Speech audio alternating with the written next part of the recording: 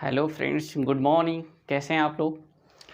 दोस्तों, आज हम बात करने वाले हैं इकोनॉमिक्स के कुछ महत्वपूर्ण ट्रिक्स पर जो इम्पोर्टेंट्स है हमारे लिए, बहुत ही इम्पोर्टेंट्स हैं और ये एग्ज़ाम्स में अक्सर पूछे जाते हैं और कन्फ्यूज़न क्रिएट करते हैं। तो जो कन्फ्यूज़न क्रिएट करने वाले ये सारे ट्रिक्स बन सकते हैं, जिन्हें ट्रिक के माध्यम से हम याद करेंगे और याद होने के बाद वो कन्फ्यूज़न नहीं रहेंगे, तो उन सब की एक ट्रिक लेकर हम उपस्थित हुए हैं। तो बने रहिएगा वीडियो के अंत तक और वीडियो को अंत तक ज़रूर देखिएगा, क्योंकि इसमें कई सारे ट्रिक्स मिलेंगे आपको। ठीक है, तो बने रहिएगा। सबसे पहले आज हम शुरुआत करने वाले हैं डायरेक्ट और इनडायरेक्ट टैक्स। डायरेक्ट टैक्स क्या होता है और इनडायरेक्ट टैक्स क्या होता है, इसे समझ लेते हैं और फिर बात करते हैं। देखिए, डायरेक्ट टैक्स होता है जो हम सीधे गवर्नमेंट को पे करते हैं, उसे डायरेक्ट टैक्स कहते हैं। ठीक है। इनडायरेक्ट टैक्स होता है जैसे हम कोई गुड्स लेते हैं, वस्तु खरीदते हैं, तो उस पर जो टैक्स लग जाएगा, उस टैक्स के माध्यम से क्या होता है, वो टैक्स धीरे धीरे करके जो सरकार के पास, यानी हम कहें कि हम किसी थर्ड पार्टी से कोई प्रोडक्ट लेते हैं या थर्ड पार्टी बीच में हो। देखिए, डायरेक्ट का मतलब ये सरकार है और ये कंज्यूमर है। ऐसे आप सीधे डायरेक्ट क्या हो जाएंगे, ये गवर्नमेंट है और ये आप हैं। ठीक है, तो यहाँ से अगर सीधे आप जो भी टैक्स दे रहे हैं वो टैक्स सीधे अगर सरकार के खाते में जा रहा है तो वो डायरेक्ट टैक्स। और जब इसमें कोई थर्ड पार्टी काम करने लगे, थर्ड पार्टी फोर्थ पार्टी काम करने लगे, तो हम कोई वस्तु खरीदेंगे या जो भी टैक्स हम पे करेंगे, अगर इसके पास होते हुए यहाँ से होते हुए सरकार के पास जाएगा तो ये इनडायरेक्ट टैक्स होगा। कहने का मतलब, बीच में यदि कोई अवरोध है, कोई और पार्टी काम कर रही है और उसके माध्यम से सरकार के पास टैक्स पहुँच रहा है, तो वो इनडायरेक्ट। लेकिन जब हम सीधे पे कर रहे हैं तो वो डायरेक्ट टैक्स। तो उम्मीद करते हैं ये पसंद आई होगी, समझ में आपको आ गया होगा कि डायरेक्ट टैक्स क्या है और इनडायरेक्ट टैक्स क्या है, कौन कौन से टैक्स हैं जिसे डायरेक्ट टैक्स हम कहते हैं और इनमें कन्फ्यूजन्स क्या होता है, इनके विषय में देखते हैं।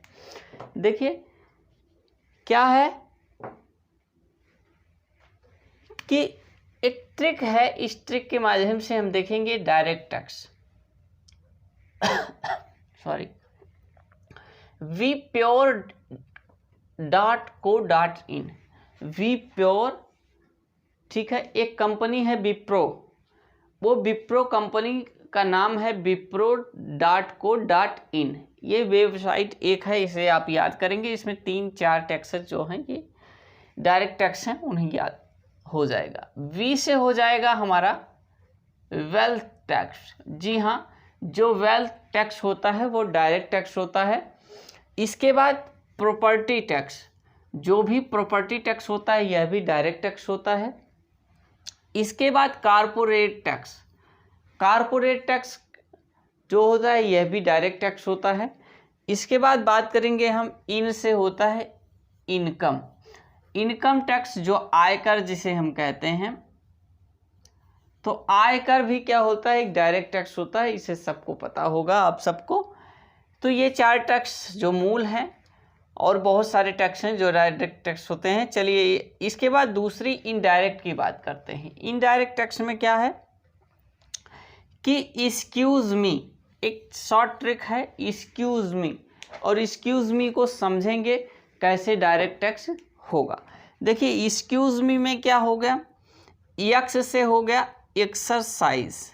जब हम एक्सरसाइज टैक्स देते हैं वो इनडायरेक्ट टैक्स होता है। ठीक, एक्सरसाइज टैक्स इनडायरेक्ट टैक्स। इसी तरह से कस्टम टैक्स, कस्टम सर्विस लग कर आती है ना, जब कोई प्रोडक्ट हम मंगाते हैं, जैसे ऑनलाइन कोई प्रोडक्ट हमने मंगाया या किसी कंपनी, जैसे मान लीजिए होटल है, होटल में भी कस्टम ड्यूटी लगती है, तो कस्टम टैक्स हो गया क्या, इनडायरेक्ट टैक्स। इसी तरह से सर्विस टैक्स, होटल में अक्सर सर्विस जो वेटर्स होता है उसे सर्विस टैक्स देना होता है, तो सर्विस टैक्स हो गया ये। इसके बाद मार्केट टैक्स, वैट जो होता है, मार्केट टैक्स वैट, यह भी इनडायरेक्ट टैक्स होता है। इसके बाद जो सबसे मोस्ट इम्पॉर्टेंट है इंटरटेनमेंट टैक्स। जी हाँ, जो भी इंटरटेनमेंट हम करते हैं, सबके घर में टीवी होगी, सबके घर में सारी डिवाइसेस होंगी बहुत सारे इंटरटेनमेंट की, तो उन सभी चीज़ों का बेसिकली अब मान लें हम, जैसे दूरदर्शन हो गए, टीवी चैनल्स जितने भी हैं हम उन्हें देखते हैं, उनमें रिचार्ज जो करवाते हैं, मान लीजिए आपने किसी भी कोई भी चैनल्स ले रखा है तो उसका टैक्स पे जो हम करते हैं, उसे रिचार्ज जो करवाते हैं, उसके माध्यम से जो टैक्स जाता है वो टैक्स क्या होता है, इंटरटेनमेंट टैक्स होता है। जैसे इसी तरह से यदि हम किसी सिनेमा घर में मूवीज़ वगैरह देखने जाते हैं तो भी वो क्या होता है, जो भी पैसे हम पे करते हैं उस पैसे में से आपने देखा होगा कि इंटरटेनमेंट टैक्स अलग से लग के मिलता है। तो ये सारे टैक्सेस जो हैं क्या हैं, इनडायरेक्ट टैक्स हैं। अब बात करेंगे इसके बाद जो सेंट्रल गवर्नमेंट है, यानी केंद्र सरकार के जो कुछ महत्वपूर्ण टैक्स हैं जिससे सेंट्रल गवर्नमेंट के खाते में जाता है सीधे, जो हम पे करते हैं, ठीक है। उसका एक ट्रिक है, कृषि धन से उत्तम उपहार ले आना। एक कृषि धन है, उत्तम उपहार ले आने की बात हो रही है, ये ट्रिक है कृषि धन से उत्तम उपहार ले आना। तो कैसे ट्रिक में क्या क्या चीज़ें हैं, इस ट्रिक के माध्यम से देखते हैं। कृषि हो गया कृषि धन, जो भी कृषि धन होता है उस पर जो भी टैक्स लगते हैं वो सभी केंद्र सरकार द्वारा के होते हैं, यानी जो हम पे करते हैं वो केंद्र सरकार के अकाउंट में जाते हैं, ठीक है। जो भी प्रोडक्ट हम कृषि से संबंधित खरीदते हैं। इसके बाद सीमा कर, सीमा शुल्क जो लगता है वह भी सेंट्रल गवर्नमेंट के द्वारा ही लगाया जाता है, यानी जब हम पे करते हैं तो सेंट्रल गवर्नमेंट के अकाउंट में जाता है।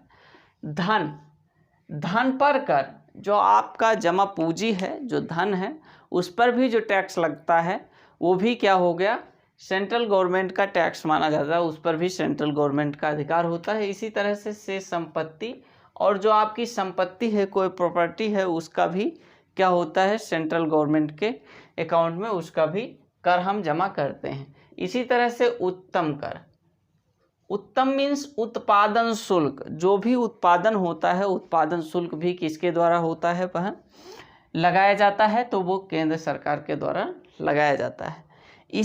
इसके बाद उपहार, जो भी उपहार कर होते हैं वो भी सेंट्रल गवर्नमेंट के द्वारा होते हैं। फिर आयकर, आयकर भी सेंट्रल गवर्नमेंट के द्वारा होते हैं। आयकर क्या है, अभी हमने डिस्कस किया था, जो इनकम टैक्स है हमारा वो क्या है, डायरेक्ट टैक्स है, ठीक है। तो ये भी केंद्र सरकार के द्वारा वह लगाया जाता है। इसके बाद निगम कर, जी हाँ, बहुत सारे निगम्स हैं, उन निगमों पर भी जो कर लगते हैं वो किसके द्वारा लगते हैं, सेंट्रल गवर्नमेंट के। तो ये सारे जो महत्वपूर्ण हैं टैक्स जो केंद्र सरकार द्वारा लगाए जाते हैं, ठीक है। यानी हम ये कहें कि केंद्र सरकार द्वारा लगाए जाते हैं या हम जो पे करते हैं वो केंद्र सरकार के अकाउंट में सीधे जाते हैं, दोनों बातें हो सकती हैं, अब जिस तरीके से याद रखना चाहें।